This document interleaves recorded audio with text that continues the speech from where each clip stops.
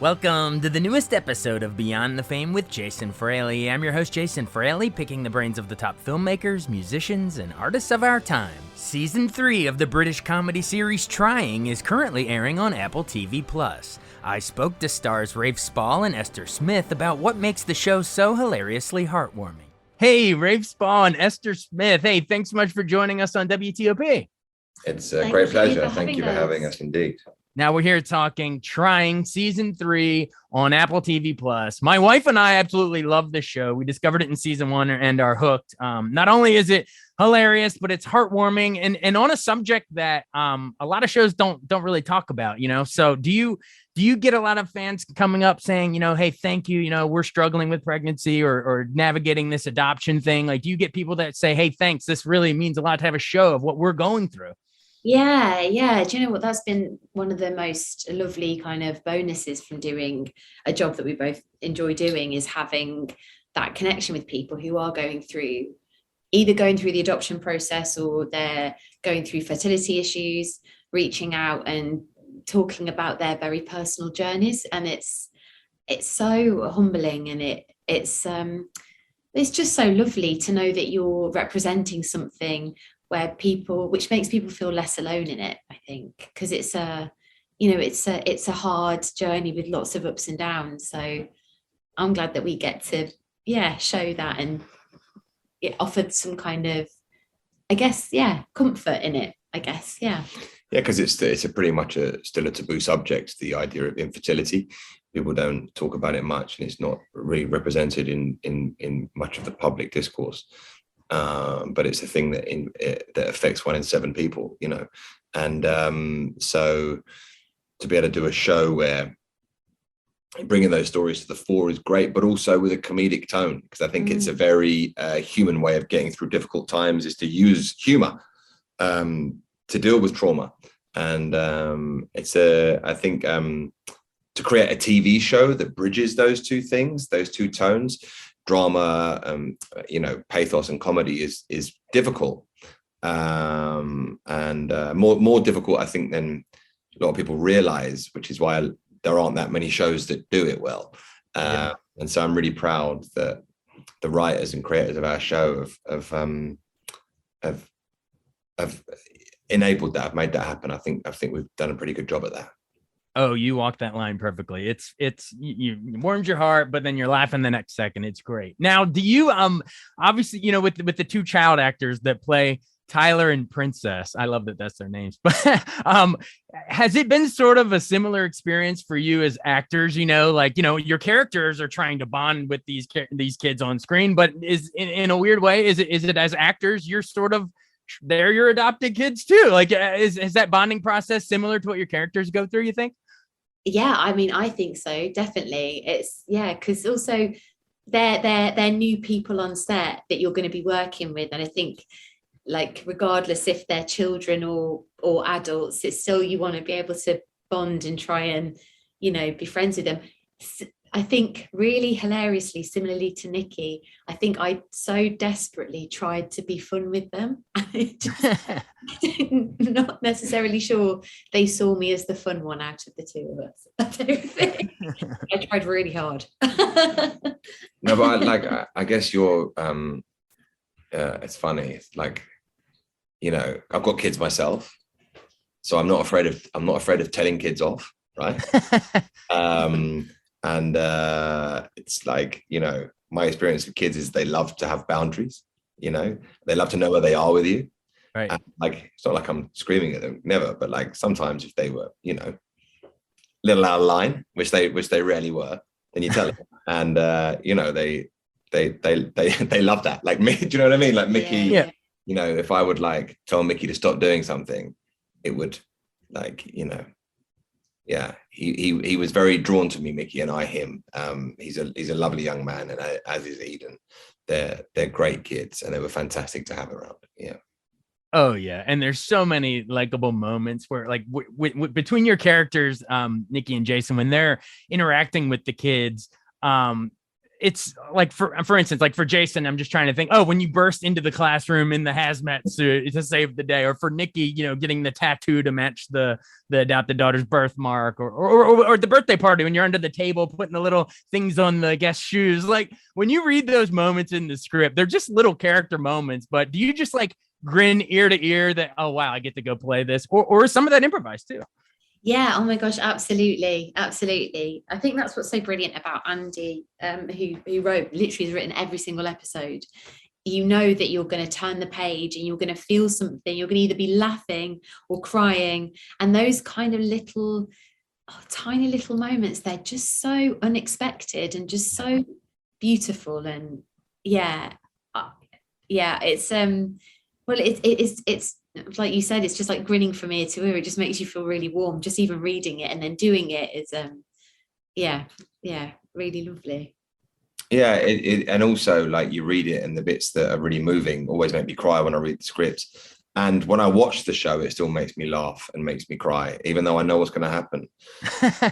That's testament to the quality of the show. I think is that even, you know, me who was there nearly every day, I'm still surprised and delighted by it. That is the test, I guess. And for us, if we ever go back and rewatch it, we'll know it's going to happen and still laugh anyway. Yeah. And just before we move off of the subject of the kids really quick, I have to say, I love that the boy's best friend is a desk lamp named Adam. But you really, it's so funny because I think you really believe it. Then you actually really feel like in episode 3 when Adam gets like lost and then you find him and he's hurt. I don't know. I really worry about him. Oh, that lamp. That was really good acting by Adam, by the lamp. I mean, I think I saw his previous work in the Pixar credits. That lamp is incredible. Brilliant. But it's not just the lamps and the kids. You two as actors have, I got to say, you have such great chemistry together. So, you know, make the other blush really quick. What, what makes Rafe such a good Jason and then go the other way. Tell us why you think Esther is so great as a screen partner as Nikki. Rafe is a good Jason because he is one of the warmest people I think you'll ever meet. So naturally funny.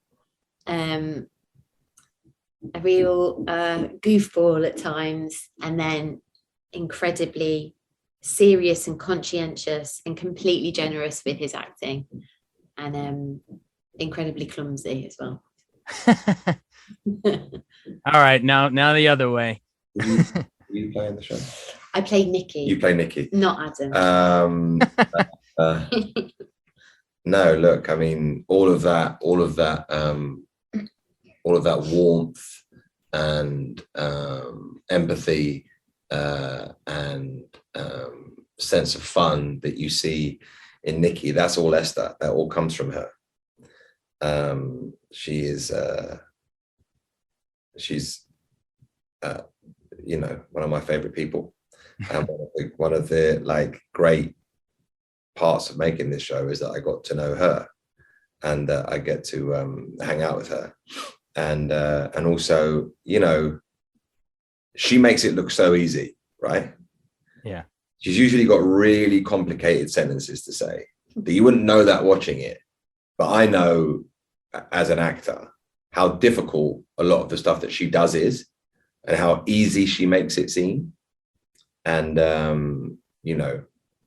that's like serious. It might look easy, but it's the opposite of it. That kind of light, hitting every single joke, hitting every single beat, whilst at the same time as being absolutely truthful, there's only a very, very small group of people who can do that in the world, and she's one of them. Oh yeah, well, you the two of you carry the whole thing, but it's not just you two. I mean, the whole supporting cast is great, and I've really enjoyed what some of the supporting characters are up to here in season 3 so far. We got to see where else it goes, but I laugh every time I see the brother-in-law with Scott, where he's reading highbrow literature to Karen's pregnant belly.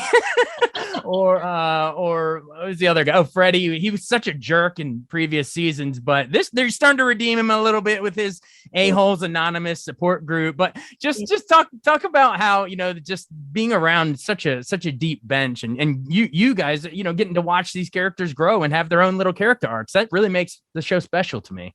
I love that. You know, I love that about this season as well, is that we really do get to see those characters more. And it's also nice because the scenes that we're not involved in, when you see them all put together, it's always a surprise, and it's always like I love the Karen and Scott storyline. That really, you know, that really breaks my heart, but they also make me laugh so much, like with Scott picking up, thinking he's going to grab a drink, and he picks up a candle instead when he's seen when he's going to loan Jason some money. And that's right after he says, "Oh, you can rely on me," and then he drinks a candle. It's so funny. But also there's a bit of the party where I'm like, tap on his shoulder, I'm like, Scott, we need to talk about this money thing. And he looks around, he's like, trust me, I've got it under control. And he's dressed as a clown. Yeah. He's like a clown's face on, and it's like, it's not He winds up being a pretty good mime though, you know. So it's actually a pretty good mime. Yeah. No, we're really lucky to have to have the supporting cast that we do. And I think, you know, shows that you want to stick with need to be populated by a cast of people that you want to hang out with, that need to be, you know. And also Robin Cara, who plays Jen, I think is really good. She's really so excellent. funny. And the folks who play our parents, you know, they're really important too. And I really like that dynamic. Oh, I was just about to say my favorite of all the supporting characters is probably the dad who just, you could turn and he just shows up with a hammer. He's ready to fix everything. Reminds me of my dad and father-in-law. Or when he's like, no, I can't intentionally put asbestos in your attic. What are you talking about? Yeah, it's funny, but you know, like his love language, he might not be able to articulate his love and affection, but he's able to do it by fixing a door. Yeah, love languages come in different ways. Sometimes it's being Mr. Fix-It or Mrs. Fix-It. All right, well, we've mentioned a bunch of the characters, but one of the most important characters, if you ask me, is the location itself. You know, Camden and sort of the lock and the canal and all those great scenes by the water there. How cool is it and important do you think that setting plays in, as well as sort of the, you know, that great British sense of humor too? Yeah, I mean, I feel like it depicts that part of London in such a gorgeous way. So it's also so lovely to film around there. It's so like it's our home, it's where we live. So that feels really special. And yeah, it's so important. I'm so glad that gets to go global, this like kind of depiction of Camden, and seeing the Heath. Like I think in series 1 we filmed on Hampstead Heath, which is one of my favorite parts of London to be. Yeah, it's really a London that I know, and yeah, I'm glad other people get to see it. Yeah, you're like my favorite shows, the cities that they're set in. You know, like we're in DC right now, and you know, it feels like being in House of Cards or whatever. And then, you know, like being in Philly yesterday. You know, like Philadelphia is one of my favorite films. And you know, oh my God, talk about a movie that changed my life and everybody's life. Incredible movie. You know, like I actually was, because Esther's not seen it, and I actually just showed her the opening sequence of Philadelphia, which is just all beautiful shots of like the camera going past and people waving and stuff. Like to the Springsteen song. The Springsteen. I was just thinking that, like, so Jonathan Demme makes the film. He's like, I'm going to see if Bruce Springsteen will write a song for it. Bruce Springsteen does, and he comes back with that. Like, imagine how buzzed Jonathan Demme was when he got that back. Like, it won. I think it won the Oscar. That song, yeah. It's an incredible. And song. Neil Young closes the movie out. And then Neil Young closes it. I mean, it's unbelievable. I mean, I know that Jonathan Demme was a massive music guy. Yeah. Like Rachel's Getting Married is a sort of like testament to his love of music. Sure. But yeah, you know, like Better Things is a great show, and LA is such a big part of it. Seinfeld and New York, and you know, now us with that little nook of North London. It's great to have that place out there, because you know, I was born and raised in London. I love my city. In many ways, I identify with being a Londoner over being English. It's like a sort of nation state, London, a fantastic city. So it's great to have it out there. Yeah. It's also like London in itself every little pocket, if I feel like it does have its own character. So North London specifically is so different to West London, to East London, to Southeast. It's it's yeah, it's I and yeah, I guess it's the sense of it, the colors of it, the kind of the smells of it. I feel like this show couldn't be anywhere else but that place. Yeah. I feel like it's so intrinsically linked, and it's so wild. My wife and I are watching, Ted Lasso, trying the Ricky Gervais Afterlife. There's all these shows set are in different parts of that same, area. And I'm like, it's just some of the best work is coming out of there. But then the other night we put on Life of Pi, and I see Rafe doing and was it an American or a Canadian accent? I guess we're like, where's the British accent? I actually don't know. Canadian or an English. I guess it was vaguely Canadian. Well, I'm playing Jan Martel, who was the guy who wrote Life of Pi. I guess was a Canadian. But I that was a weird thing because that whole part had been shot with another actor already. That whole part was shot with Tobey Maguire. I didn't realize that. Yeah. Why'd they recut it, if you don't mind me asking? Secrets like that's out there. Okay. So they shot the whole movie, and then they asked me to come in, and we reshot that whole section with me instead of Tobey Maguire. And I spent 3 weeks with, the genius that is Ang Lee and the late, great Irfan Khan, who's no longer with us, one of the world's finest actors and one of India's greatest ever exports. Yeah. So that was a really special period of time. Yeah. Yeah. Well, thanks for diving into that, and you'll have to bring a reference back. Rafe, you can go with the tiger down a boat down the Camden, the canal there or something. I don't know how we can tie it back into trying, but I'm trying. Awesome. Well, I know we're up against the clock, so just real quick, what else can we expect from the rest of season 3? I don't want, definitely don't spoil any specific plots. So we'll talk general terms. I know we got financial problems with the flat. We're teasing maybe some past family members maybe coming back in the mix with the kids involved and etc. But what else can we expect in broad terms? Oh gosh, yeah, in broad terms, that's so hard. It's so hard. It's so hard without revealing things. But I think there are a lot more things to come, particularly with potential new old family members popping in. Okay. Yeah, and I think a great season of a TV show which has been up and running for a couple of seasons. Great mark of a season is that it satisfies an audience and also compounds expectations. You need a few twists and turns, you need a few surprising things to happen, but you want some loose ends tied up too. You want answers to things, and I think this will deliver that.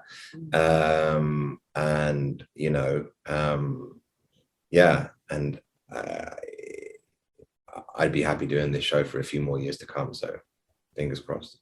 Yeah. So tie up those loose ends, but keep posing new questions and keep us hungry for more. We love it. Well, we keep making as many as you want. We'll keep watching it. It's one of the best shows on TV right now. So again, everybody, it is Trying season 3 on Apple TV Plus.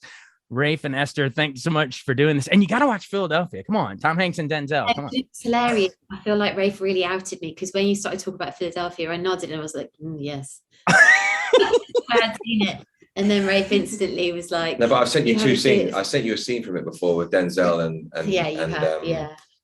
Tom Hanks when he listens to Maria Callas. I sent you that before. You did, yeah, but that's not really the whole film. But you've been going around telling people you've seen it for ages.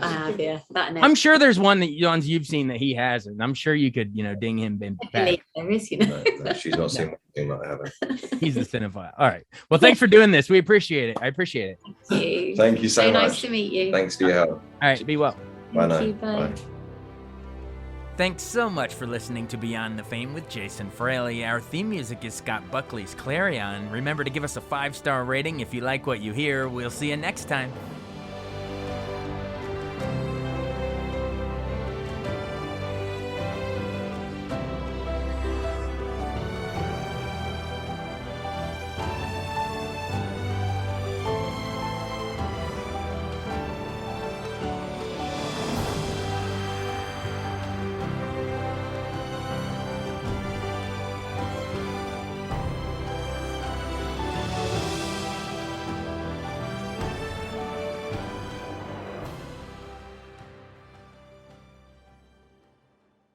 I wanted to take a second to tell you about an app I really enjoy. Living in the DC area is great, and Podcast DC gathers all of the local shows that I like all in one local app. Health, sports, local news, politics, and so much more. Podcast DC is the new local app with hundreds of DC area podcasts to choose from. I can earn exciting rewards just for listening and share the podcasts I love instantly. Available in the App Store or in Google Play, listen local with Podcast DC.